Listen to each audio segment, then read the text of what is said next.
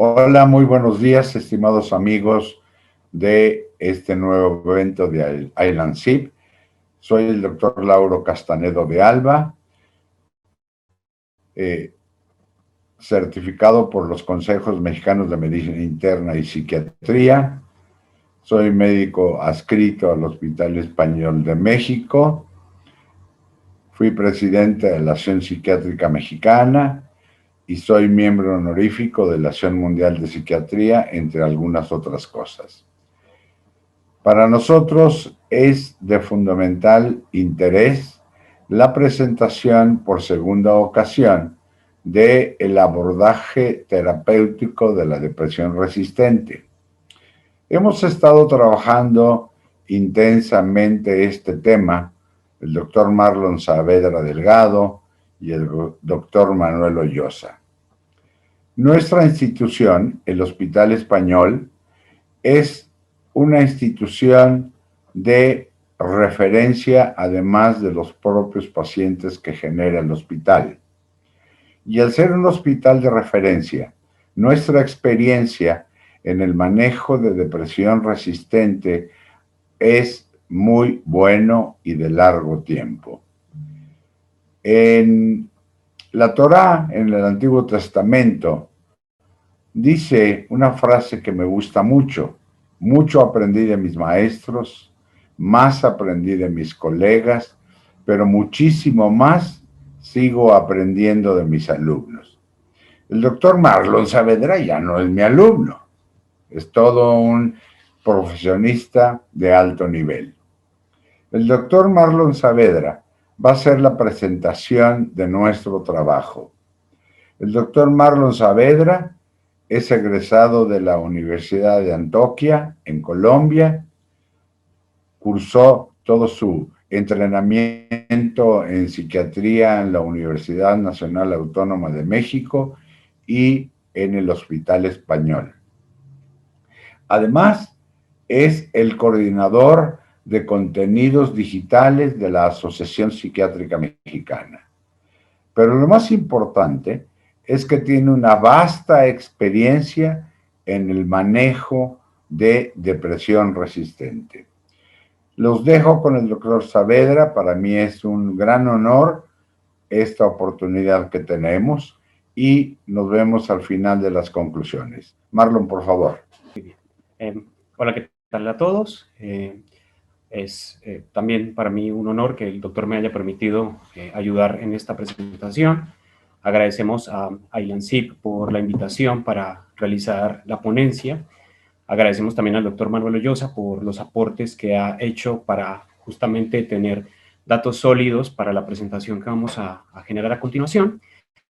Y de mi parte, pues agradecerle al doctor Castanedo la confianza que deposita en mí para poder llevar a cabo esta presentación. Para el día de hoy traemos tópicos muy específicos. Vamos a tratar de ser como tal vez muy centrados en cosas muy puntuales respecto a lo que se necesita saber de la depresión resistente al tratamiento, y por lo tanto vamos a hablar de tópicos centrales que son específicamente la definición, el abordaje clínico y finalmente el abordaje terapéutico, sobre todo tratando de clarificar cuáles son los retos actuales con respecto a lo que sucede en depresión resistente al tratamiento. Como introducción, pues podemos hablar específicamente de que el trastorno depresivo mayor es una de las primeras causas de discapacidad a nivel mundial, y que eso implica que una gran variedad de especialistas se van a encontrar enfrentados a pacientes con diversos tipos de síntomas. La depresión actualmente está afectando más de 320 millones de personas según la Organización Mundial de la Salud, y ese es un número que nosotros sabemos bastante bien que seguirá creciendo, y a raíz de fenómenos recientes, como por ejemplo la actual pandemia por coronavirus, implicará que este número posiblemente se multiplique exponencialmente en los próximos meses y seguramente en los próximos años.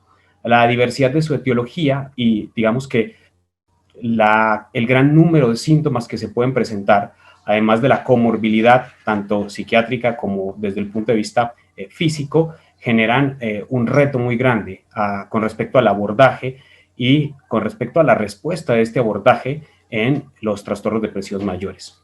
A esto habría que sumar que hay una muy pobre búsqueda del tratamiento que se centra en conocer estos datos en los que aproximadamente solo el 10% de todos los pacientes deprimidos estarán bajo un tratamiento y del total de pacientes deprimidos solamente un 3% va a acceder a lo que se considera un tratamiento adecuado, que es posiblemente uno de los puntos centrales que veremos un poco más adelante, generan mucha controversia respecto a la depresión resistente al tratamiento. De ese 3% de pacientes que finalmente van a acceder a un primer tratamiento que se considera apropiado, solamente la mitad van a tener o remisión sintomática o algún tipo de respuesta terapéutica. La otra mitad, en general, no va a experimentar ningún cambio. Y el STAR-D nos permitió tener como tasas de respuesta que pueden llegar hasta un 67 o incluso un 69%, pero para poder conseguir eso se van a necesitar por lo menos 4 ensayos terapéuticos y un periodo no inferior a 14 meses. Y aún así, entre un 10 a un 20% de pacientes van a permanecer con síntomas significativos durante al menos 2 años. Y eso que estamos hablando solamente del caso de la depresión unipolar. Cuando hablamos de la depresión bipolar, que es un fenómeno que también se está tratando de estudiar dentro de la propia depresión resistente, tenemos que por lo menos una tercera parte de estos pacientes no van a tener una remisión sintomática sostenida. Si nos vemos enfrentados a semejante situación con respecto a la pobre respuesta o a la pobre remisión sintomática de los pacientes, necesitábamos plantearnos cuáles son los problemas que realmente se están generando en la intervención o en el abordaje de ellos. Y esto es lo que ha derivado en que ahora hablemos de depresión resistente al tratamiento. Sin embargo, existe todavía una controversia grande con respecto a qué nos referimos específicamente con una depresión resistente al tratamiento. Entonces, cuando hablamos específicamente de la definición, todavía no hay una concepción homogénea. Los expertos pueden variar con respecto al número de ensayos terapéuticos, con respecto a las dosis de los ensayos terapéuticos, con respecto a qué se considera específicamente un ensayo terapéutico, eso sin hablar de lo que consideramos como adecuado o inadecuado. En términos generales, la mayoría de las definiciones o la mayoría de las concepciones van a estar hablando constantemente de específicamente 2 ensayos con antidepresivos. El hecho de que haya un fracaso a que un paciente tome 2 tipos distintos de antidepresivos en periodos diferentes, por supuesto, es lo que nos puede hablar inicialmente de depresión resistente al tratamiento. Sin embargo, hay que tener como cierta claridad con respecto a digamos que algunos conceptos específicos. Entonces, en la diapositiva ustedes pueden observar que estos intentos fallidos necesitan tener en cuenta cuál es el número de antidepresivos y el tipo de antidepresivos que recibió el paciente, cuál es el tiempo que recibió de administración el paciente, cuál es la dosis que se le prescribió y asimismo tener en cuenta cuáles son los cambios en la severidad. ¿Por qué necesitamos anotar estas cosas? Porque en términos generales hay muchos pacientes que van a verse enfrentados a tiempos que no son apropiados e incluso podemos observar pacientes que no reciben dosis que son apropiadas de la medicación. Esto sin olvidar que en muchas ocasiones el seguimiento necesita ser realizado mediante clinimetría y esto implica que los pacientes en términos generales desde el inicio del diagnóstico, desde la primera vez que se establece la presencia del mismo, deberían ser evaluados a través de alguna de las escalas que nosotros ya conocemos, bien sea el Hamilton, bien sea el Beck o incluso puede ser el Montgomery-Åsberg. Y esto es lo que nos va a permitir hacer un seguimiento un poco más apropiado y quizá más objetivo que nos permita establecer si un paciente finalmente desarrolla o no una depresión resistente al tratamiento. Los cambios en la severidad son muy importantes, sobre todo porque son factores pronósticos, como vamos a observar un poquito más adelante. Existen múltiples guías con respecto al manejo de la depresión resistente al tratamiento. Posiblemente las que más conocemos nosotros son la guía de la APA, la guía de NICE y las guías canadienses, las CANMAT. Todas estas guías están basadas en las definiciones operativas de algunos de los más grandes hospitales y eso nos permite o nos da claridad con respecto a cuál debe ser la forma en la que protocolizamos el seguimiento de un paciente y a través de eso saber cuáles van a ser las maneras de escalar la intervención. Dentro de estas categorizaciones de la propia depresión resistente al tratamiento, tenemos que el Massachusetts tiene una de las categorizaciones que son más útiles desde el punto de vista de la práctica clínica para poder saber cuál es el nivel o la etapa de resistencia en la que se encuentra el paciente. Entonces, en términos generales, el Massachusetts considera como tiempo adecuado un mínimo de 6 semanas de tratamiento. Y un paciente que no responde a una dosis terapéutica en ese lapso ya está enfrentándose a una etapa 1 de resistencia. Y este es un paciente dentro del cual hay que tener ya en consideración las siguientes estrategias para poder generar una mejoría con respecto al cuadro clínico que tiene el paciente. Entonces, esto nos lleva a que tengamos en cuenta la consideración de estrategias de potenciación o de combinación. En términos generales no se habla de una temporalidad aquí, pero estaríamos planteando que posiblemente también se espere un lapso entre 2 a 6 semanas y ante ese fracaso estaríamos hablando de un paciente que ya se encuentra en etapa 2 de resistencia y esto generaría la necesidad de que llegue a terapia electroconvulsiva, que se considera la etapa 3 de resistencia. El Mausley también tiene una generalización o una categorización, discúlpenme, de este tipo de resistencia que involucra etapas muy similares con algunas diferencias nada más en el tiempo. La idea es que estemos familiarizados con el hecho de que las definiciones operativas están contenidas en los protocolos o en las guías que nosotros decidamos seguir. A pesar de esto que yo les acabo de plantear, más allá de que el consenso general diga que los fracasos a 2 intentos de tratamiento antidepresivo ya me enfrentan a la posibilidad de estar frente a un paciente con depresión resistente al tratamiento, la temporalidad también tiene como una homogeneidad con respecto a lo que nosotros consideramos adecuado. Y este mínimo de 4 semanas es lo que en términos generales se encuentra en la mayoría de las guías. Y con esas 2 definiciones, lo único que nos restaría es saber cuál sería lo que se considera como dosis adecuada, entre comillas, pero para nosotros en particular, con la consideración de una dosis adecuada es la dosis terapéutica mínima. ¿Qué quiere decir eso? Que un paciente esté recibiendo como mínimo la dosis que se considera por la literatura como efectiva para combatir la depresión. No tendría que ser necesariamente un paciente que llega hasta la dosis máxima, pero con un paciente que tenga una dosis terapéutica mínima durante un tiempo de 4 semanas, se considera un ensayo terapéutico completo y el fallo a 2 de esos ensayos ya se podría considerar una depresión resistente al tratamiento. ¿Cómo hacemos para saber que el paciente fracasó? Pues entonces aquí sí tenemos una unificación de 2 criterios que son más universales para nosotros, que son los criterios de respuesta y de remisión sintomática. Ya sabemos que la respuesta la vamos a valorar con una disminución de al menos el 50% de la escala de severidad que hayamos utilizado para la evaluación. Como mencionamos previamente, es muy importante que podamos hacer clinimetría con los pacientes. Y la remisión sintomática habla específicamente de que el paciente ya no tenga ningún tipo de síntoma. Y esto incluye los síntomas residuales, porque recuerden que la siguiente etapa que vamos a tener va a ser la de remisión funcional.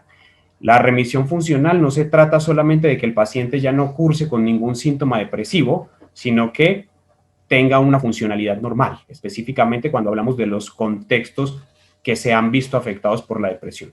Puede ser el contexto social, el contexto familiar, el contexto laboral o el contexto académico. Pero cuando el paciente recupera su funcionamiento y está libre de cualquier síntoma, eso implica que estamos hablando ya de un paciente que se encuentra en la fase de remisión funcional. ¿De acuerdo?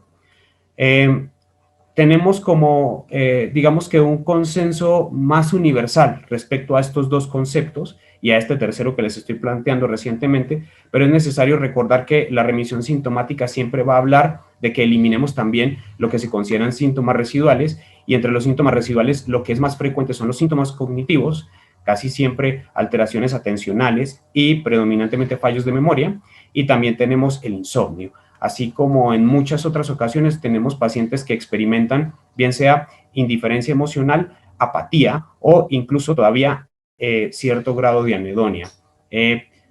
Cuando nos estamos enfrentando a pacientes con síntomas residuales, tenemos que considerar que muchos de esos pacientes van a terminar como una depresión resistente al tratamiento. Ahora, ¿cómo hacemos para abordar este tipo de pacientes? Ciertamente la evaluación clínica es como el gol estándar para poder establecer que un paciente tenga depresión resistente al tratamiento o no. Y dentro de esa evaluación clínica, pues hay algunos rasgos o algunas características que se van a convertir en factores de riesgo para los pacientes. Ustedes ven en esta diapositiva las que son más comunes. En términos generales, un paciente que tenga un inicio temprano, lo cual va a implicar en muchas ocasiones un número grande de recurrencias, que tenga algunos síntomas físicos específicos, predominantemente insomnio y predominantemente dolor crónico, que pueden llegar a generar incluso síndromes de fatiga crónica que son cada vez más frecuentes por los estilos de vida que se observan hoy en día, y esto sin contar con la presencia de comorbilidades, principalmente el uso de sustancias, y ciertamente algo que quizá necesitamos tener mucho más en cuenta, que son rasgos profundos o trastornos específicos de la personalidad, ya son factores que empiezan a hablarnos acerca de la necesidad que tenemos de ser un poco más agresivos con el tratamiento de este paciente desde el inicio para tratar de evitar que desarrolle una depresión resistente. Los pacientes que tienen una sola de estas características, cuando los juntamos, pueden tener hasta un 10% de riesgo de desarrollar la depresión resistente al tratamiento. Sin embargo, cuando se juntan más factores, ese porcentaje puede subir incluso hasta un 70 o incluso un 80% de posibilidad. Entonces, teniendo en cuenta que la evaluación clínica o el abordaje clínico es lo que va a generar que nosotros tengamos claridad respecto a lo que está sucediendo con la respuesta clínica de este paciente, necesitamos tener en cuenta que existen algunos conceptos específicos que también necesitan ser valorados a la hora de tener en cuenta la forma en la que evalúo la información que estoy obteniendo de mi paciente. Entonces, hablamos del fenómeno de pseudoresistencia. Este fenómeno está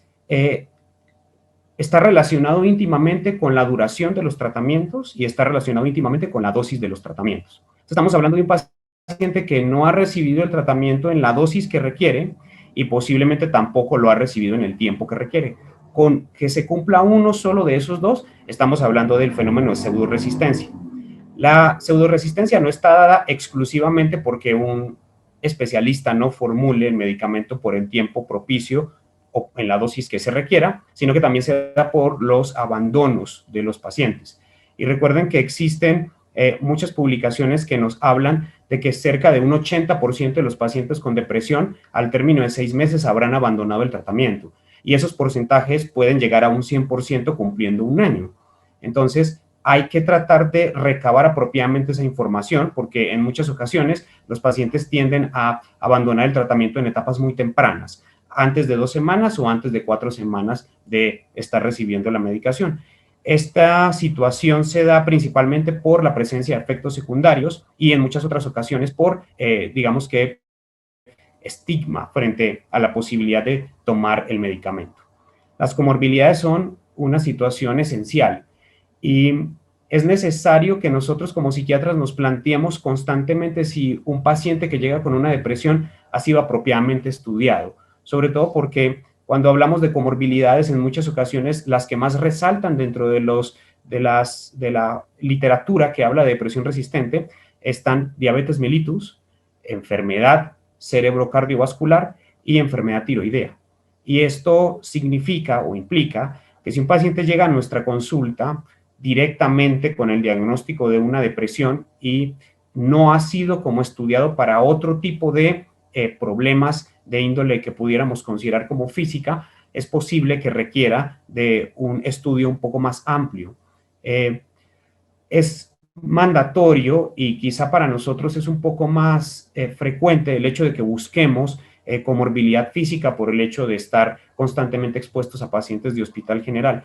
Pero en cualquier tipo de práctica, cuando nos vemos enfrentados a un paciente que tiene el diagnóstico de depresión, que tenga características atípicas de una depresión, que tenga inicio temprano de una depresión o que no esté respondiendo apropiadamente a un tratamiento, tenemos que valorar que no tenga una condición física adicional. Esto sin contar que los trastornos de ansiedad comórbidos, especialmente el trastorno de pánico y sobre todo los trastornos de personalidad, también pueden estar generando esta resistencia y en muchas ocasiones son factores que contribuyen a la pseudoresistencia, que contribuyen a que el paciente abandone el tratamiento farmacológico. Finalmente, hay que tener en cuenta cuáles son los sesgos de información y esto implica o genera la necesidad de que la evaluación clínica o la entrevista que se realiza a un paciente tenga que ser muy detallada y el nivel de detalle en muchas ocasiones no alcanza como el estándar que se requiere. Y ustedes, estoy bastante seguro que se han visto enfrentados a este tipo de pacientes que no recuerdan cuál es el medicamento que tomaron, que no recuerdan cuál es la dosis del medicamento que tomaron, que no recuerdan cuándo lo tomaron y mucho menos recuerda si lo tomaron por un tiempo suficiente o no. La mayoría de las veces estos pacientes atribuyen, digamos que estos límites con respecto a la dosis o al tiempo de la toma a que el médico les dio tal indicación. Pero si no tenemos la información de primera mano, es necesario tener un poco de duda al respecto. Existen algunas guías internacionales que tienen formatos de recolección de este tipo de antecedentes y en muchas ocasiones también pueden servir de guía. Sin embargo, es supremamente importante que si no tenemos plena claridad con respecto a la información que nos está ofreciendo el paciente, la pongamos en duda para que posiblemente hagamos un reinicio de un protocolo o lo estandaricemos nosotros para poder hablar eventualmente de una depresión resistente al tratamiento como tal. Ahora, si ya tenemos claridad con respecto al diagnóstico, habiendo tenido en cuenta la evaluación clínica y no solamente la evaluación clínica, sino también digamos que todos los antecedentes que se consideran en este tipo de pacientes, podemos hablar de lo que va a constituir el abordaje terapéutico.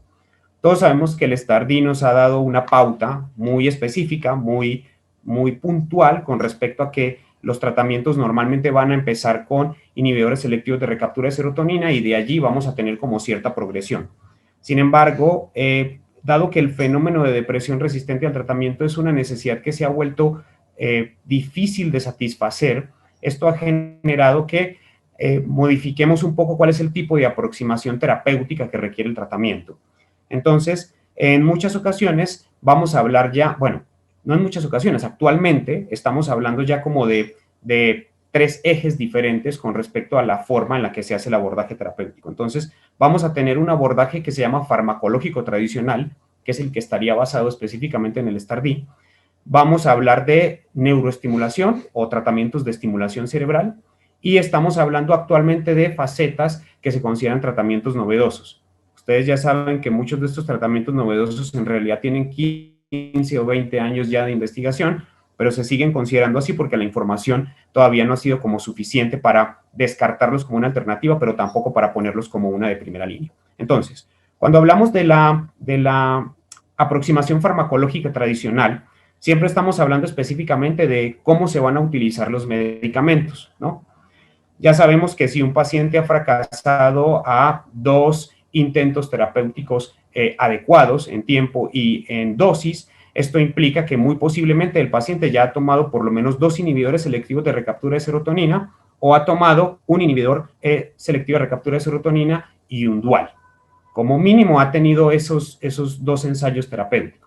Y a partir de esto, sabemos que la siguiente etapa para el abordaje terapéutico se va a tratar específicamente de que optimicemos ese tratamiento que está recibiendo el paciente, que lo combinemos o que hagamos un cambio de antidepresivo.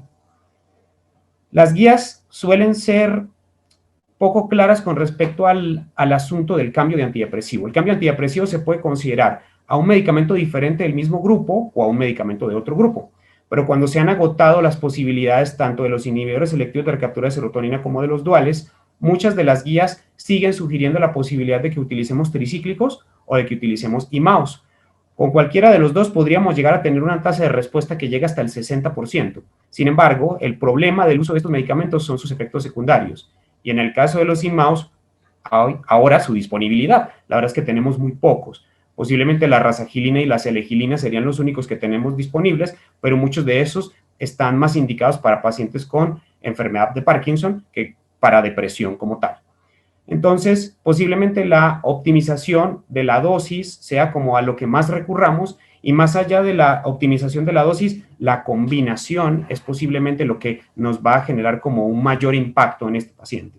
Con respecto a la combinación, pues siempre vamos a buscar que sean dos mecanismos de acción diferentes, y eso es muy importante recalcarlo, porque en muchas ocasiones nos vemos enfrentados a combinaciones que han sido inadecuadas. Vemos un paciente que está tomando dos duales, vemos un paciente que está tomando dos inhibidores selectivos de recaptura de serotonina, o vemos la combinación del ISRS con un dual, que son mecanismos de acción que siguen siendo muy similares. Esta es la razón por la cual estamos buscando que, en términos generales, cuando un paciente ya ha tenido un incremento en su nivel serotoninérgico o en su nivel noradrenérgico, busquemos potenciar que se incremente ese nivel serotoninérgico o noradrenérgico a través de otro mecanismo de acción que sea diferente. Eso nos enfrenta a medicamentos como la agomelatina, a medicamentos como la mirtazapina, incluso a la posibilidad de utilizar bupropión en combinación con inhibidores selectivos de recaptura de serotonina. El California Rocket sigue siendo el medicamento que, digamos que el combo, perdón, que más se sigue utilizando, que sigue siendo esta combinación de venlafaxina con mirtazapina, y en muchas ocasiones algunos de los protocolos lo sugieren de entrada como la estrategia para combinar. Con respecto a la potenciación, que es quizá uno de los pasos más olvidados en los pacientes que están recibiendo algún tipo de seguimiento con respecto a una depresión que no responde apropiadamente, tenemos al menos 3 estrategias que nosotros conocemos como las que tienen una evidencia más robusta para ser llevadas a cabo. El litio, sin lugar a dudas, sigue siendo uno de los medicamentos que más sirve para la respuesta antidepresiva en un paciente. Se dice que su evidencia actual quizá no es tan robusta, pero cuando vemos estos estudios que se realizan en pacientes con ideación suicida intensa, seguimos encontrando que son pacientes que responden bastante bien, o tenemos tasas de respuesta que son bastante apropiadas y que en algunos casos pueden alcanzar entre un 50 y un 75% de remisión sintomática. Entonces, el litio sigue siendo como uno de los medicamentos que se puede considerar gold estándar para la potenciación. No se considera en monoterapia, eso es importante tenerlo en cuenta. ¿Qué quiere decir esto? Que un paciente que no ha respondido a el uso de antidepresivos no va a responder al uso de litio solo. El litio se debe utilizar en combinación con el antidepresivo que esté utilizando el paciente. Y es una situación muy similar con la hormona tiroidea. El uso de T3 es lo que más se recomienda con este tipo de pacientes, y algunos de los estudios que sugieren que se realice el seguimiento a través de perfil tiroideo sugieren que una TSH que esté por debajo de 2.5 ya implica la necesidad de que ese paciente pueda recibir suplementación de hormona tiroidea. En el caso de la potenciación de la hormona tiroidea, muchos de los estudios actuales la localizan a un nivel de evidencia muy similar al del litio, pero no superior al de los antipsicóticos atípicos. Los problemas que se pueden suscitar con el uso del litio y el uso de la hormona tiroidea es la necesidad frecuente de tomar estudios de laboratorio de seguimiento, y con el litio, obviamente, la posibilidad de la toxicidad, o en algunas ocasiones de que sospechemos la posibilidad de que el paciente haga un intento suicida con el uso del litio. Sin embargo, también algunos de los estudios más recientes con respecto a suicidio hablan que es ese miedo o ese temor que tenemos a prescribirle litio a un paciente suicida muchas veces termina por superar el beneficio potencial. Entonces, es algo que puede manejarse siempre y cuando el paciente tenga como una vigilancia apropiada por parte de su red de apoyo y por parte de su médico tratante.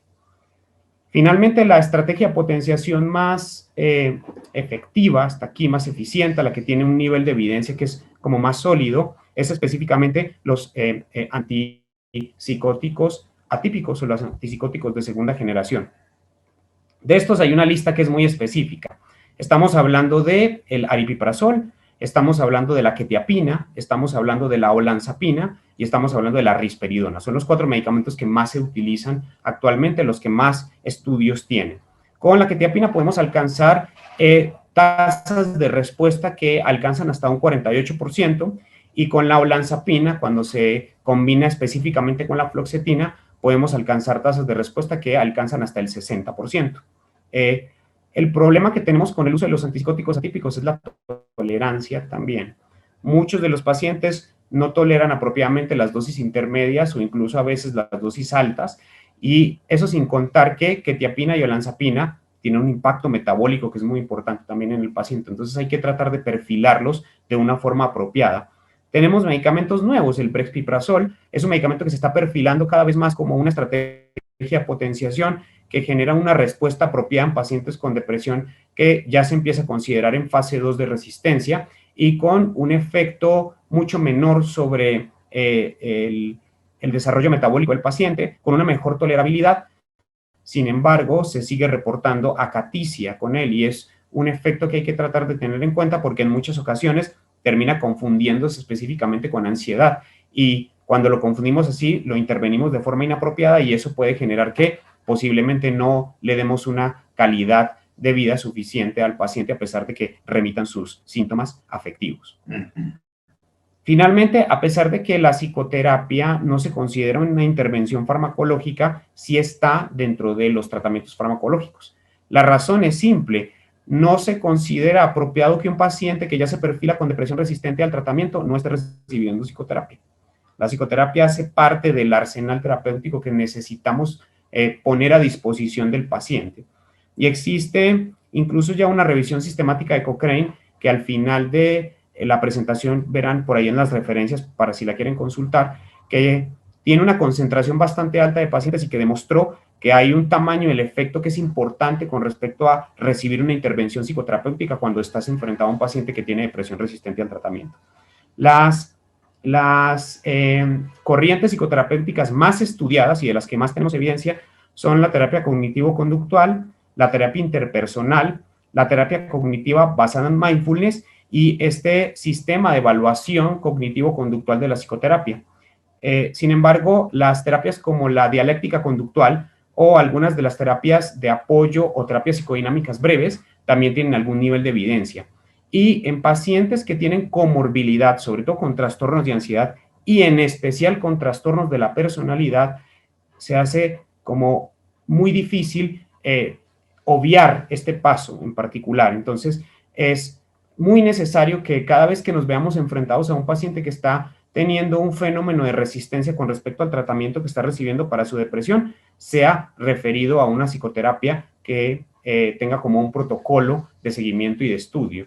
¿Por qué planteo eso? Porque muchos de los pacientes cuando son referidos a psicoterapia, pues prefieren alguna terapia alternativa, ¿no? Prefieren coaching o prefieren terapia psicofisiológica o prefieren constelaciones familiares y desafortunadamente ninguna de esas corrientes psicoterapéuticas tiene evidencia de un respaldo suficiente científico para ser indicadas en un paciente que se está enfrentando a depresión resistente al tratamiento. Ahora, la terapia neuromoduladora ha sido básicamente, digamos que, la que mejor evidencia tiene para el tratamiento de la depresión resistente al tratamiento.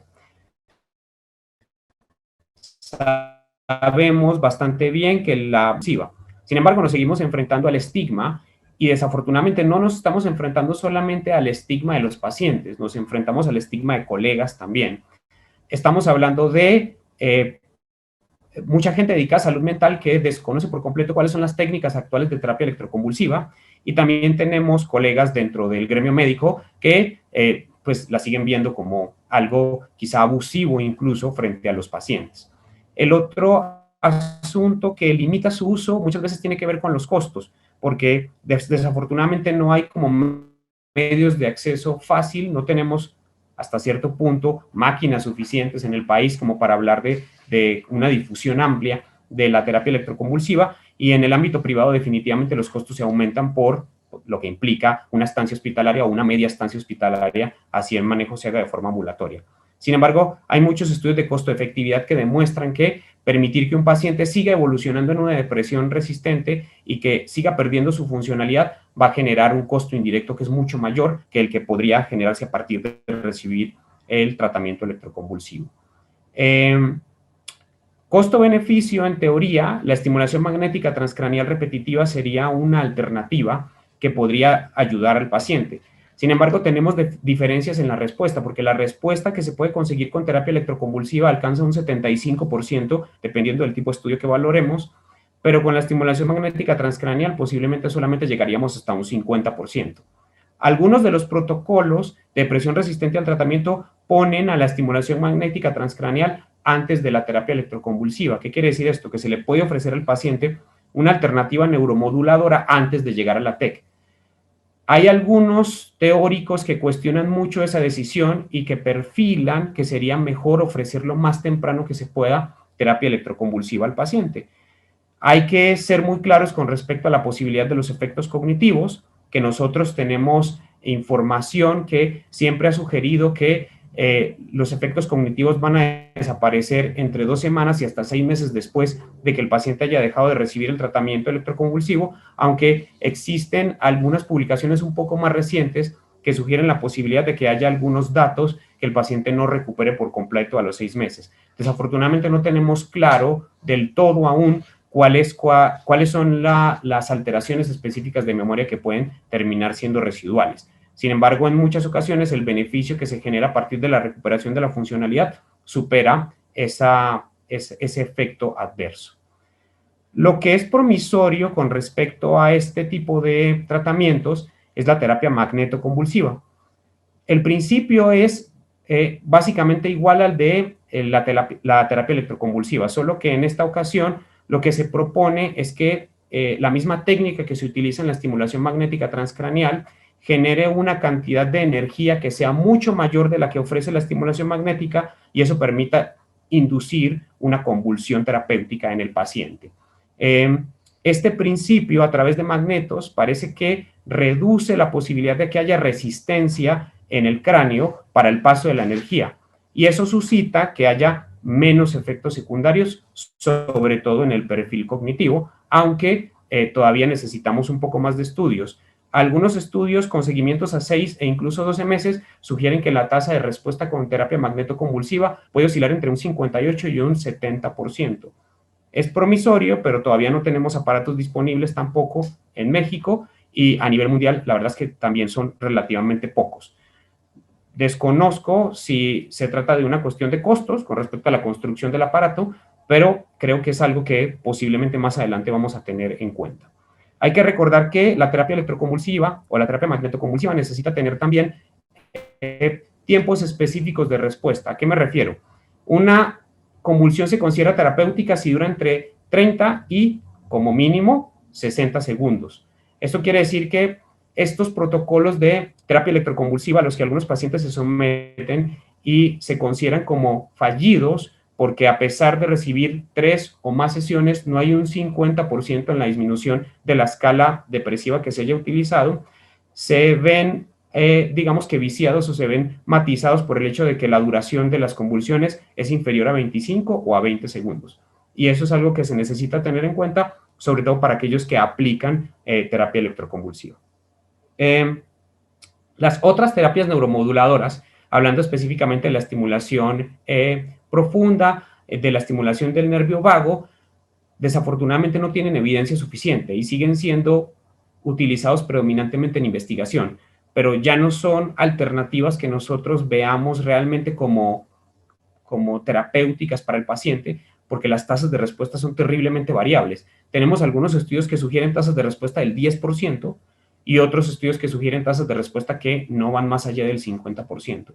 Y terminan siendo muchas veces intervenciones invasivas y que pueden alterar o afectar incluso la calidad de vida del paciente solamente por el hecho de haber sido sometido a una intervención quirúrgica. Realmente ya no tienen como una cabida específica en el abordaje terapéutico de la depresión resistente.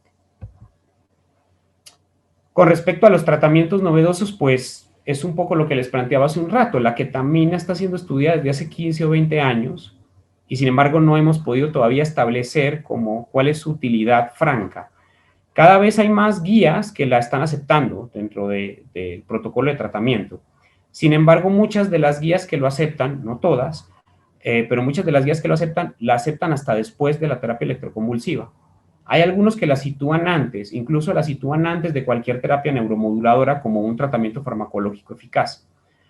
Sabemos que las infusiones de 0.5 miligramos por kilogramo pasadas en 40 minutos en dosis única pueden alcanzar tasas de respuesta que son bastante altas en las primeras 24 horas.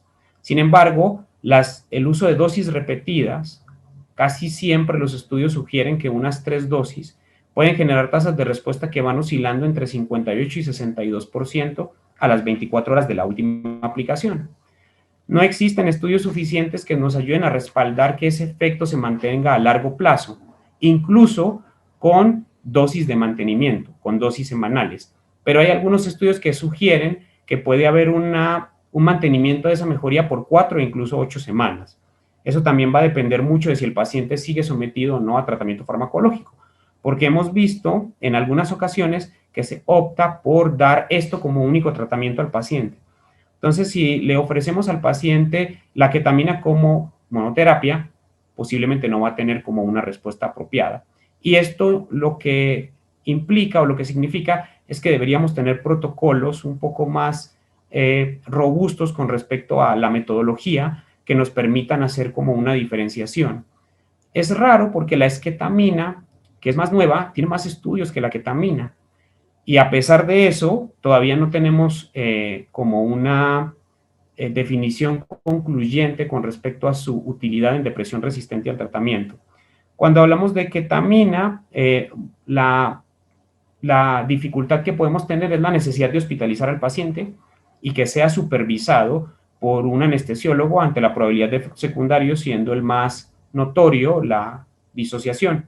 Con la esketamina libramos un poco esos efectos o digamos que estas dificultades técnicas que se pueden presentar porque es un medicamento que se presenta en forma inhalada y que incluso se puede aplicar en consultorio. Necesita monitorización porque uno de los efectos secundarios que puede existir es hipertensión e incluso un poco de taquicardia. Es raro, pero los pacientes pueden llegar a tener algunos fenómenos disociativos menores, mucho más breves de lo que se podría esperar con ketamina, pero también puede llegar a tener náusea o mareo o en algunas ocasiones dolor de cabeza. Eso depende un poco de también la técnica en la que el paciente se está inhalando. Las dosis que van de 42 a 84 miligramos son las que se consideran apropiadas y terapéuticas y tampoco se considera un tratamiento de monoterapia. Se considera que es útil siempre y cuando el paciente mantenga su tratamiento antidepresivo, bien sea el tratamiento antidepresivo de monoterapia combinado o potenciado que esté tomando, pero que a esto se adicione el uso de la esketamina.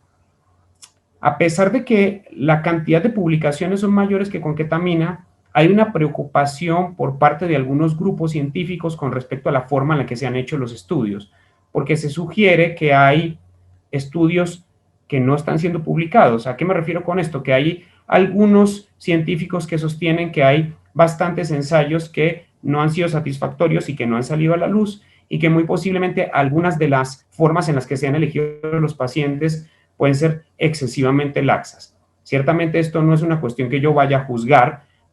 La persona que esté observando la ponencia podrá revisar la bibliografía y podrá sacar sus propias conclusiones, pero tenemos como esta disparidad con respecto a la forma en la que se estudia ketamina y esketamina, aunque siguen siendo parte de lo que consideramos como potencialmente utilizable en este tipo de pacientes. La investigación psiquiátrica más reciente se había centrado principalmente en los cannabinoides, pero de unos 10 a 5 años hacia acá hemos notado que existe un interés más creciente en los psicodélicos. Y entre los psicodélicos, los dos que más están estudiando son LSD y psilocibina. Esto se provocó a partir de las observaciones de pacientes terminales que estaban experimentando síntomas de depresión o de ansiedad, a los cuales se les suministraron dosis únicas de cualquiera de estas dos moléculas. La que más se está estudiando en este momento para depresión resistente al tratamiento es justamente psilocibina. Ustedes saben que esto es el principio activo de los hongos alucinógenos y algunos de los protocolos sugieren que la administración de una sola dosis de 10 miligramos, repitiendo a la semana más o menos entre 20 y 25 miligramos, consigue una remisión sintomática, una disminución de los síntomas depresivos de un paciente que puede oscilar entre un 50 y un 60%. Y esa disminución de los síntomas se puede sostener hasta por 3 o incluso 4 meses. Entonces, esto suena bastante promisorio y parece que es un fenómeno que está mucho más influenciado por, digamos que el mecanismo de acción un poco más multimodal de los propios alucinógenos. Ustedes saben que ketamina y esketamina son antagonistas del receptor de NMDA, y aunque los alucinógenos sabemos que tienen su principal nido de acción en los receptores serotoninérgicos, también parecen tener una interacción con GABA y además de eso con NMDA. Y entonces este funcionamiento multimodal es lo que genera que la propuesta no solamente sea interesante, sino que tenga como un respaldo apropiado. No es de ser indicado en este momento. ¿A qué me refiero?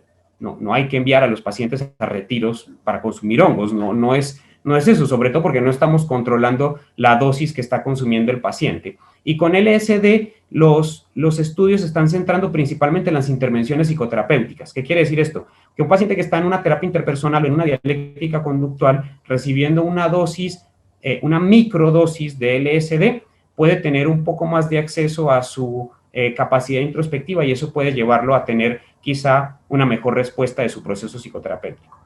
Todo esto sigue siendo material de investigación, todavía no tenemos cosas que sean francamente definidas.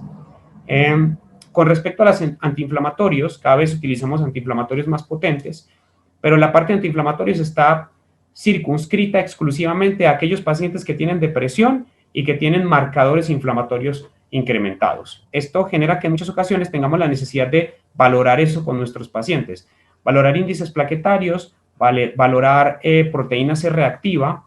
Recuerden que la ultrasensible está más relacionada con el riesgo cardiovascular, entonces sería proteína C reactiva normal, entre comillas, ¿no?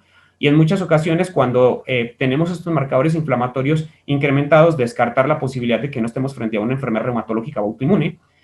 Y teniendo eso en consideración, este tipo de pacientes, cuando reciben inhibidores de COX-2 o medicamentos antagonistas del factor de necrosis tumoral, parecen tener una mejor respuesta, y es directamente proporcional a la disminución de estos marcadores inflamatorios.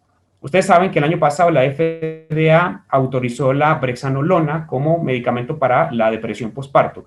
La brexanolona es un derivado de la alopregnanolona, es alopregnanolona que se puede pasar de forma intravenosa, y es un esteroide.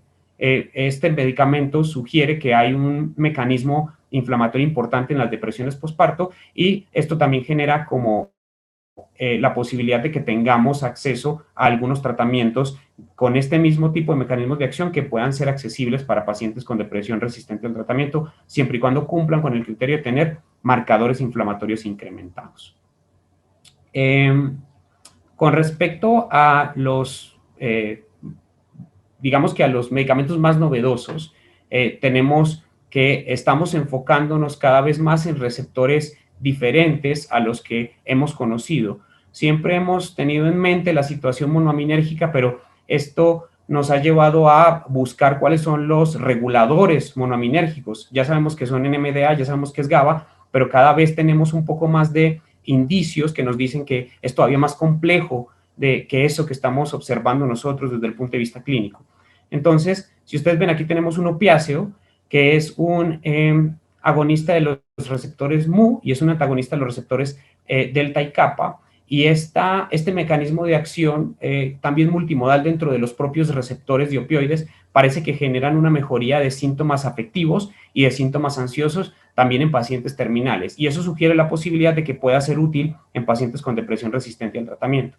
La escopolamina también ha generado la disminución principalmente de síntomas ansiosos en pacientes que han tenido como este tipo de diagnósticos, y esto sugiere que en algunas pacientes con síntomas mixtos de ansiedad y depresión, o pacientes con trastornos depresivos con muchos síntomas cognitivos, podría haber también como un incremento del tono colinérgico, y ese incremento del tono colinérgico podría verse mitigado a través del uso de este tipo de medicamentos antimuscarínicos, y eso generar algún tipo de mejoría sintomática.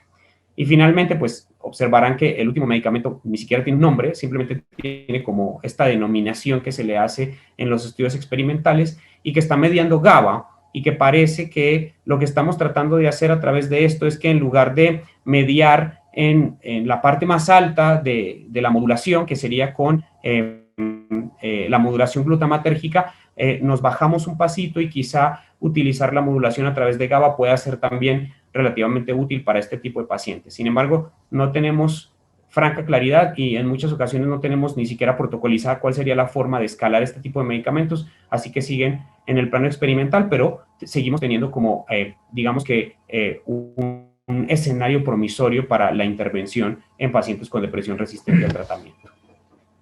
Finalmente, quería mencionar un poco lo de las pruebas farmacogenéticas, porque esto es una situación que es cada vez más frecuente en el ámbito de la práctica clínica y desafortunadamente todavía no tenemos suficiente evidencia para ponerlo en práctica. Definitivamente, los pacientes pueden tener un perfil de tolerancia que mejora la adherencia a los tratamientos farmacológicos. Ustedes ven aquí que tenemos un par de grupos en los que se valoró la aplicación o no de las pruebas farmacogenéticas y aunque la aplicación de las pruebas farmacogenéticas mejoró la tolerabilidad del uso del medicamento, pues no parece haber una diferencia específica en la respuesta. Sin embargo, utilizar las pruebas farmacogenéticas nos puede ayudar justamente a disminuir la posibilidad de abandonos del tratamiento y además nos ayuda a predecir la posibilidad de interacciones farmacológicas y eso en particular también nos puede ayudar a que el paciente no tenga abandonos tempranos y pueda llegar a recibir dosis suficientes del tratamiento. Esa es la utilidad que tenemos. Hay que recordar también que las pruebas farmacogenéticas existentes actualmente no están validadas en población mexicana y eso también puede generarnos de alguna forma un sesgo. La respuesta a los antidepresivos sigue siendo poco predecible. Tenemos muchos estudios que siguen sugiriendo que a pesar de que el paciente tiene una prueba farmacogenética que dice que el medicamento no le va a caer mal, al paciente le cae mal. Entonces, esto implica que esta situación multidisciplinaria a la que nosotros tratamos de abocarnos cuando sugerimos la forma de abordar desde el punto de vista clínico y terapéutico al paciente es algo que pues todavía no puede ser olvidado. De momento esto sería lo que concierne a mi participación. Agradezco de nuevo la oportunidad y los dejo con el doctor Castanedo para las conclusiones. Gracias, doctor Saavedra, por su excelente presentación.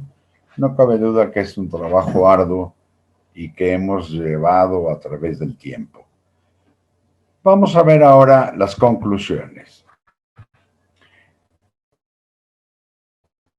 Lo dijo claramente sobre la definición de depresión resistente al tratamiento. Pero se considera que 2 fracasos terapéuticos con el uso antidepresivo puede considerarse como depresión resistente al tratamiento. Sin embargo, la clínica sigue mandando. El abordaje clínico para la determinación de comorbilidades, por ejemplo, ya se mencionó, comorbilidades con enfermedades neurológicas, esclerosis múltiple, enfermedades endocrinológicas como problemas tiroideos.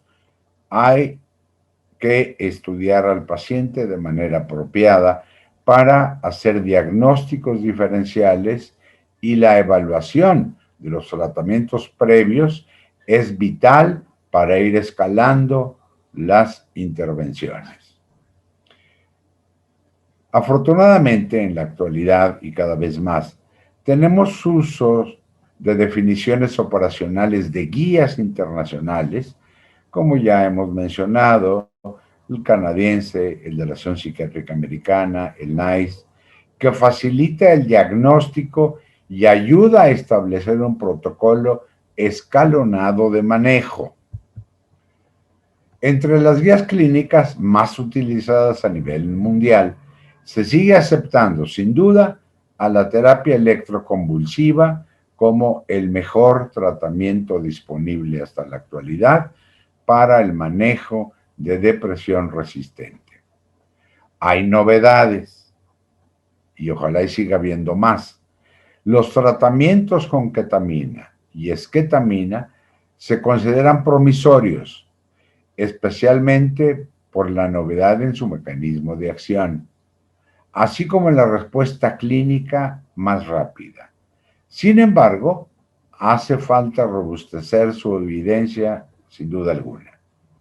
Más allá de las terapias neuromoduladoras, el acompañamiento psicoterapéutico es esencial. La investigación se sigue enfocando en mecanismos de acción novedosos que resaltados en receptores opioides, colinérgicos, GABAérgicos. Es muy importante tener en cuenta que el crecimiento enorme de la inmunopsiquiatría puede representar la posibilidad de un futuro promisorio. Pero también resalta que hay y han existido sustancias como la psilocibina, LSD, que no son recientes, pero que podrían tener una respuesta positiva en depresión resistentes. Sin embargo, hay que subrayar que se necesitan protocolos adecuadamente apropiados, vigilados, para poder demostrar su beneficio. Muchas gracias por su atención. Nuevamente, nuestro agradecimiento a Ilancí por esta invitación. Segundo, nuevamente agradecer al doctor Marlon Saavedra su excelente presentación. Y a todos ustedes, gracias por su atención.